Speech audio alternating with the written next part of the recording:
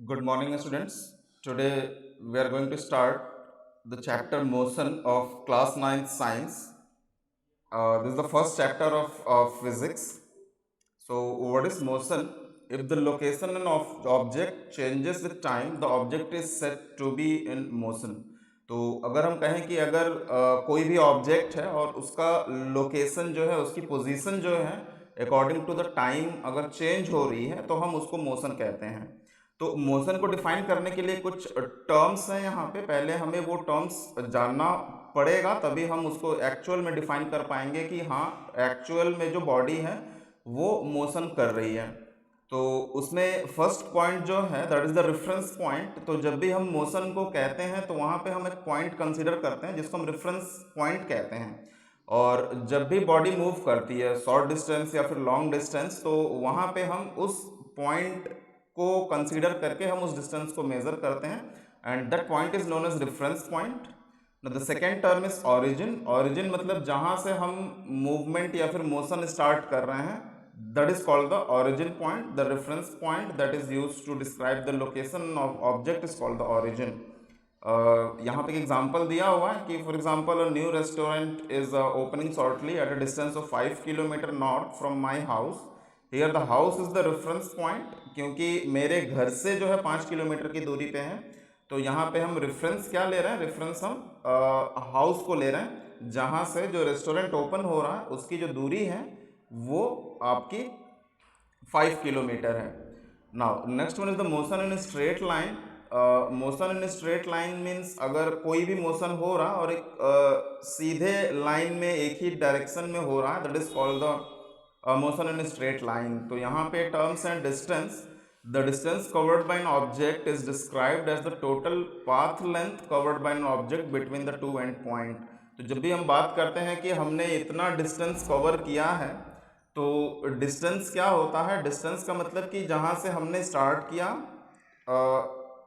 चलना मतलब starting point और जहाँ पे हमने एंड किया, तो स्टार्टिंग से लेके एंड तक पहुँचने में जो डिस्टेंस हमने कवर किया, जो दूरी हमने कवर की, that is called the distance. Next one is the displacement.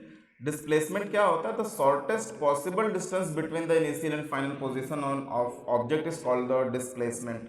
तो डिस्टेंस में क्या है कि हम जितने दूर चलते हैं वो हमारा डिस्टेंस होता है, बट इन डिस्प्लेसमेंट क्या होता है कि जहाँ से हमने स्टार्ट किया और हम जहाँ तक घूम के आए, तो जिस पोजीशन में हम फाइनली हैं और जहाँ पे हम स्टार्टिंग में हैं, तो उनके बीच में जो सबसे छोटी दूरी होगी that is called the displacement. तो अगर हम इसका एक एग्जांपल देखें यहाँ पे, तो यहाँ पे आप देख सकते हैं कि फॉर एग्जांपल एक लड़का है जो कि पॉइंट ए से, आप कर्सर को देखिएगा, पॉइंट ए से जो है स्टार्ट करता है चलना, पॉइंट ए से बी जाता है वो 3 मीटर, और फिर बी टू सी आता है 5 metre, again C to D आता है वो 3 मीटर, और वहाँ से डी टू ए आता है वो 5 मीटर।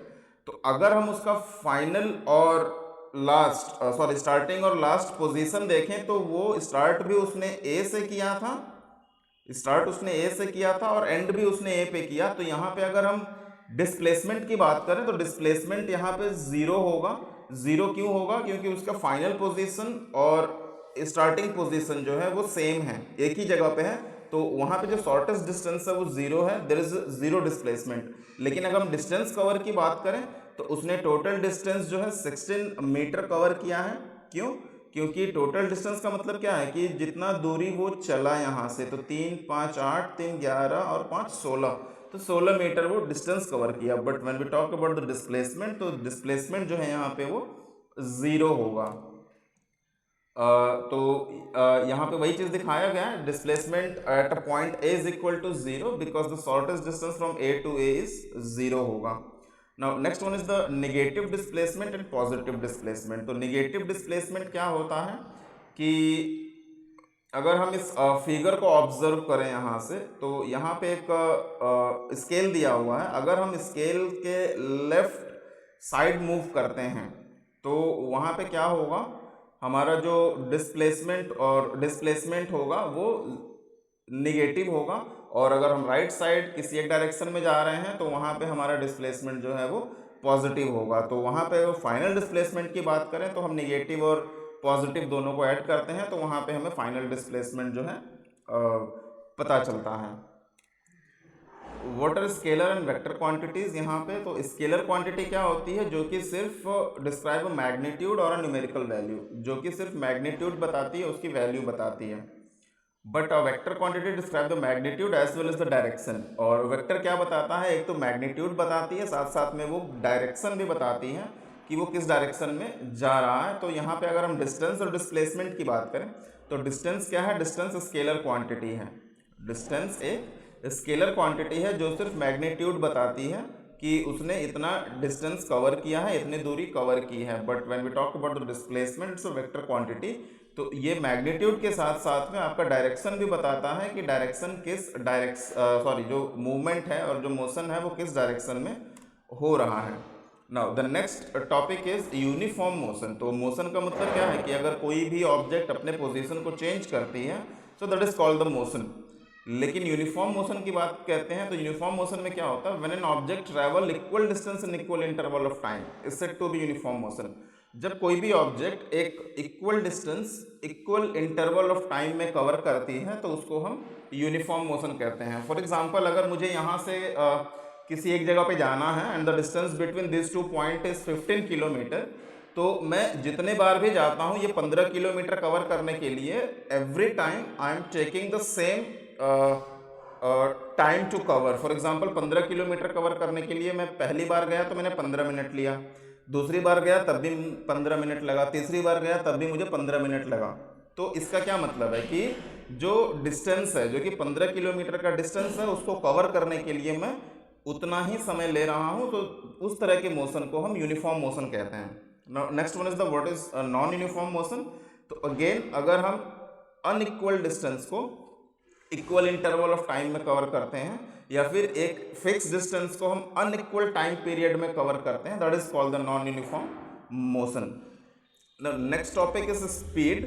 तो हम स्पीड को कैसे डिफाइन करेंगे, स्पीड को हम बेसिकली डिफाइन करते हैं डिस्टेंस पर unit time.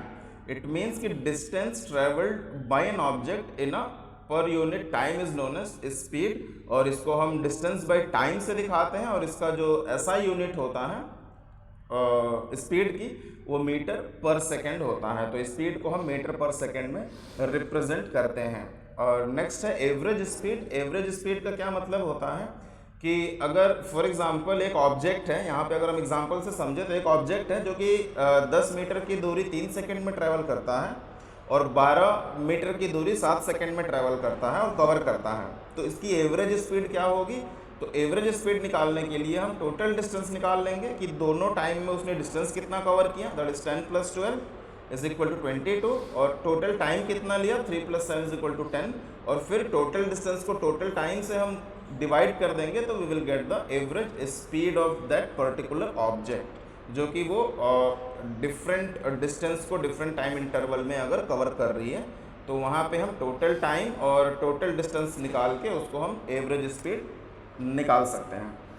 Now to describe the rate of motion in direction term velocity is use. तो अगर फॉर एग्जांपल मोशन तो हो रहा है लेकिन अगर मोशन एक फिक्स्ड डायरेक्शन में हो रहा है तो वहाँ पे हम उसको वेलोसिटी कहते हैं। This is called the velocity. It is defined as the speed of an object in a particular direction. तो इसको हम कैसे डिफाइन करेंगे, ये जो है स्पीड किसी भी ऑब्जेक्ट का है एक पर्टिकुलर डायरेक्शन में, और वेलोसिटी को भी हम कहते हैं डिस्प्लेसमेंट बाय टाइम। तो वेलोसिटी को हम दिखाते हैं डिस्प्लेसमेंट बाय टाइम और इसकी भी यूनिट मीटर पर सेकेंड होती है, जो सिंबल से हम रिप्रेजेंट करते हैं दैट इज मीटर पर सेकेंड। इन सेम वे हम एवरेज वेलोसिटी भी निकालते हैं in case of uniform motion. तो इनिशियल वेलोसिटी पर final velocity bye 2 that is the average velocity.